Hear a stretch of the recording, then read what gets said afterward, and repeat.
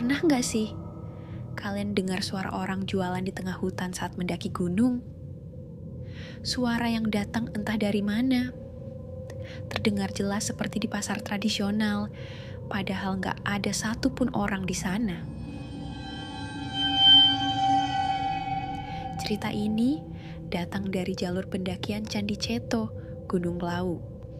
Salah satu tempat paling sakral dan paling angker di Jawa.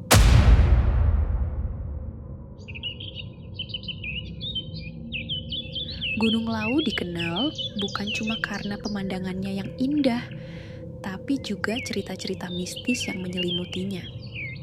Banyak pendaki mengalami kejadian aneh di jalur menuju puncak.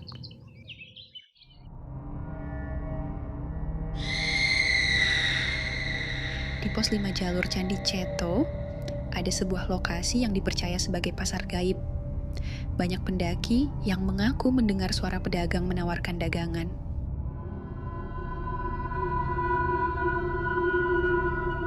"Mas, beli ini mas, murah kok."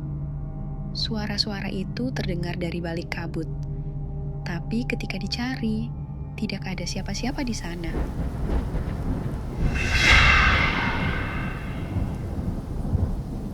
Menurut kepercayaan, jika pendaki mendengar suara itu, mereka harus segera menolak dengan halus dan mengambil benda apapun seperti batu atau daun.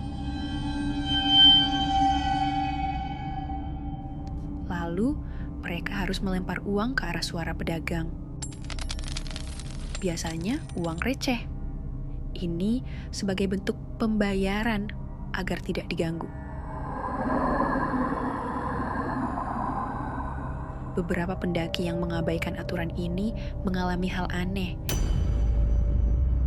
Jalan terasa tak berujung, suara teman menghilang, bahkan ada yang tersesat dan baru kembali keesokan harinya tanpa ingat apa-apa. Warga sekitar percaya pasar gaib ini dijaga oleh makhluk dari dimensi lain yang tidak suka diganggu.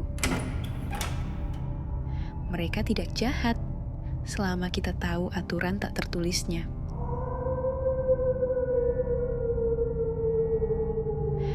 Gunung bukan cuma soal fisik dan keindahan alam, tapi juga soal menghormati yang tak kasat mata.